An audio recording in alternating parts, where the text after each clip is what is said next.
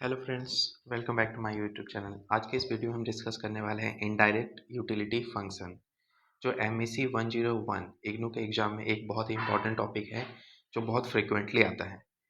तो चलिए स्टार्ट करते हैं। इनडायरेक्ट यूटिलिटी फंक्शन क्या होता है? An indirect utility function tell us how much satisfaction utility a consumer can get when price of the goods are given and consumers income are given। मतलब कि एक जो कंज्यूमर है वो कितना सेटिस्फैक्शन या कितना यूटिलिटी रिसीव करेगा अगर गुड्स की प्राइस दी हुई हो और कंज्यूमर का इनकम दिया हुआ हो। Instead of asking how much should the customer buy, it answer what is the maximum satisfaction the consumer can achieve।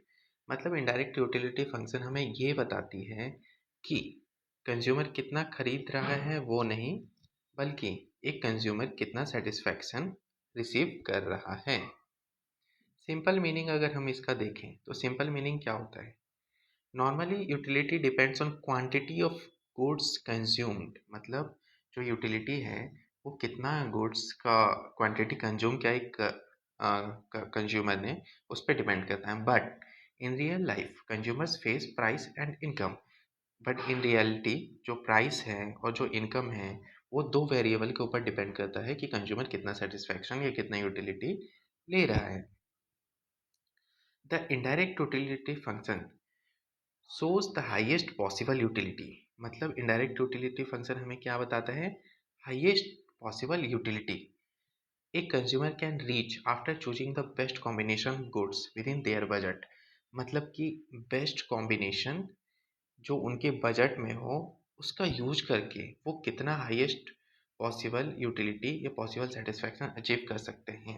इस चीज़ को हमें इनडायरेक्ट यूटिलिटी बताता है।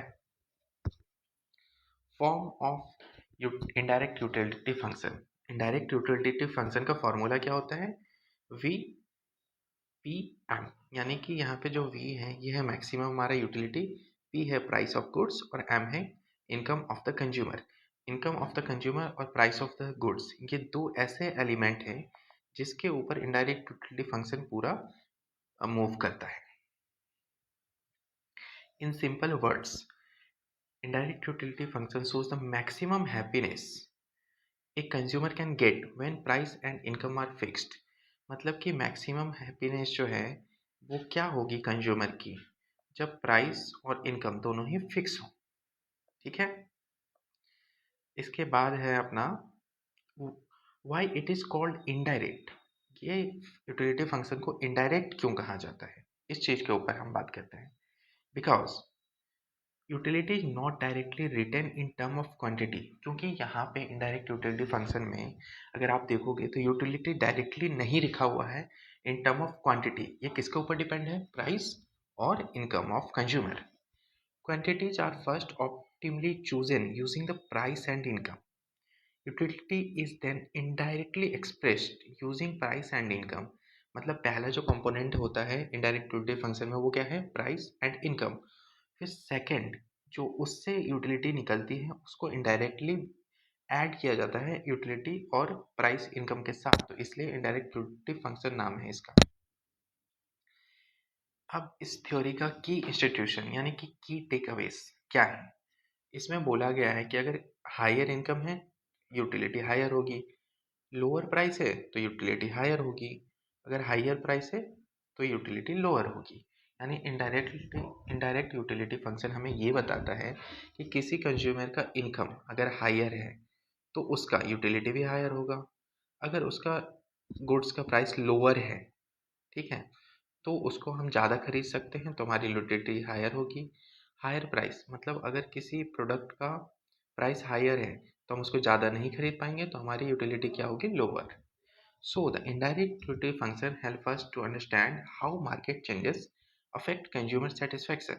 मतलब मार्केट में जो भी चेंजेस होते हैं या तो प्राइस में चेंज होगा, जैसे किसी चीज़ का प्राइस पहले 10 रुपये था तो अब 15 रुपये हो जाएगा या 5 रुपये हो जाएगा, और किसी पर्सन का इनकम 100 रुपये था तो अब मान लो 80 रुपये हो जाएगा, ये 120 रुपये हो जाएगा। तो इस चीज़ को क्या बताता है? Indirect utility function help us to understand how market changes affect consumer satisfaction, मतलब मार्केट में अगर चेंजेस होते हैं तो कैसे इफेक्ट करते हैं कंज्यूमर के सेटिस्फैक्शन यानी यूटिलिटी लेवल को।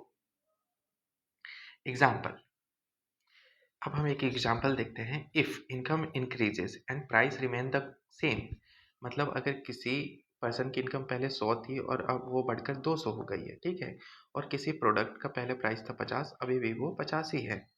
Consumer can buy more goods, यानी यहाँ पे अगर आप देखो तो हम सिर्फ 2 क्वांटिटी खरीद सकते हैं, लेकिन यहाँ पे हम 4 क्वांटिटी खरीद सकते हैं। तो consumer can buy more goods, utility increases, यहाँ पे हमारी यूटिलिटी सिर्फ 2 थी और हमारी यूटिलिटी यहाँ पे 4 हो गई है।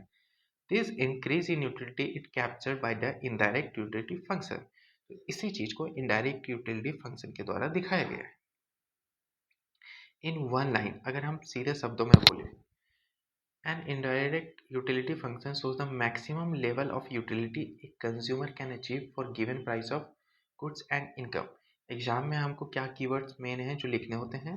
An indirect utility function shows the maximum level of utility of a consumer, मतलब इनडायरेक्ट यूटिलिटी जो है वो मैक्सिमम लेवल ऑफ यूटिलिटी बताती है given price of goods and given in income, मतलब इनकम और प्राइस ऑफ गुड्स दिया हुआ हो तब।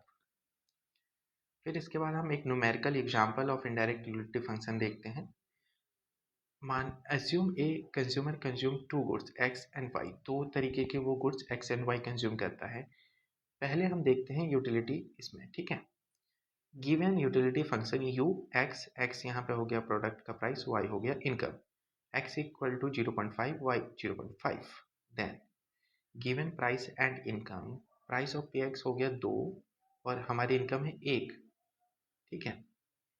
इसके बाद क्या है, कंज्यूमर्स ऑप्टिमल चॉइस।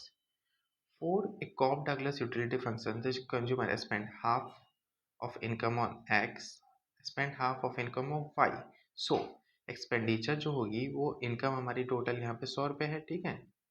तो 50 रुपये हम एक्स पे खर्च करेंगे, 50 रुपये वाई पे खर्च करेंगे। क्योंकि एक्स का प्राइस है 2 रुपये और वाई का प्राइस है 1 रुपये, तो हमारी यूटिलिटी यहाँ पे 25 है और यहाँ पे 50 है, ठीक है। तो कैलकुलेट द मैक्सिमम यूटिलिटी। अब मैक्सिमम यूटिलिटी जो हम अचीव कर सकते हैं वो कितना है, 35.36। ये हम 100 रुपये में, और जो गुड्स एक्स और गुड्स वाई का प्राइस दिया हुआ है उसमें हम मैक्सिमम यूटिलिटी 35.36 अचीव कर सकते हैं। इनडायरेक्ट यूटिलिटी फंक्शन का भी हमने जो फॉर्मूला देखा उसमें ये फॉर्मूला अपने को डालना है, और indirect utility function Cobb Douglas के प्रोडक्शन के थ्योरी से भी मैच करता है। यहाँ पे सब्स्टिट्यूशन वैल्यू अगर हम देखें इस फॉर्मूले में अगर हम लगाते हैं, ठीक है, तो v इक्वल टू 2, 1 एंड 100, यानी कि एक प्रोडक्ट का प्राइस 2 है, एक का 1 से, और इनकम है हमारी 100 रुपये। तो यहाँ पे हम इनडायरेक्ट यूटिलिटी फंक्शन कितना अचीव कर सकते हैं, 70.71। Difference in numerical value arise when due to constant form utility function but the ranking of utility remain the same, यानी कि जो रैंकिंग है यूटिलिटी की वो सेम रहेगी वैल्यू जब अराइज होगा due to the constant form utility function. अब हम इस बात को कैसे समझें, इस बात का इंटरप्रिटेशन निकाला गया है इस थ्योरी का कि with price 2 and 1 and income 100, the maximum satisfaction the consumer can achieve is shown by indirect utility function. If income increase indirect utility increase, मतलब किसी कंज्यूमर का अगर इनकम बढ़ जाता है वो ज़्यादा चीज़ें खरीद पाएगा, यानी कि उसका यूटिलिटी इंक्रीज हो जाएगा। फिर price increase, indirect utility decreases, यानी कि किसी इनकम फिक्स है किसी की और प्रोडक्ट का प्राइस जो है वो बढ़ गया, तो अब वो कम क्वांटिटी खरीदेगा, इसीलिए उसकी यूटिलिटी क्या हो जाएगी, डिक्रीज। तो ये है हमारा आज का टॉपिक जो हमने अभी पढ़ा, और ये बहुत ही इम्पोर्टेंट है एग्जाम में। आप ये हमेशा 20 मार्क्स के, सेक्शन ए में 20 मार्क्स का ही आता है, और अगर आपने इसको सही से कवर कर लिया तो आपके 20 में से एटलीस्ट 50 to 60 मार्क्स बहुत ही ईजिली कवर कर पाओगे अगर आपने फॉर्मूले लिख दिए, इसका यूटिलिटी फंक्शन लिख दिया कि प्राइस और इनकम दो चीज़ों पे बेस होता है, फिर उससे एक हम ड्राइव करते हैं कि इनडायरेक्ट यूटिलिटी फंक्शन कितना है कंज्यूमर ने रिसीव किया है, ठीक है। तो बने रहिए हमारे साथ, हमारे प्लेलिस्ट में जाके देखिए MEC 10 के पूरे ही प्लेलिस्ट है हमारी, जहाँ पे आपको टॉपिक वाइज इम्पोर्टेंट क्वेश्चंस और हर एक टॉपिक के ऊपर एक वीडियो मिल जाएगी। Thank you.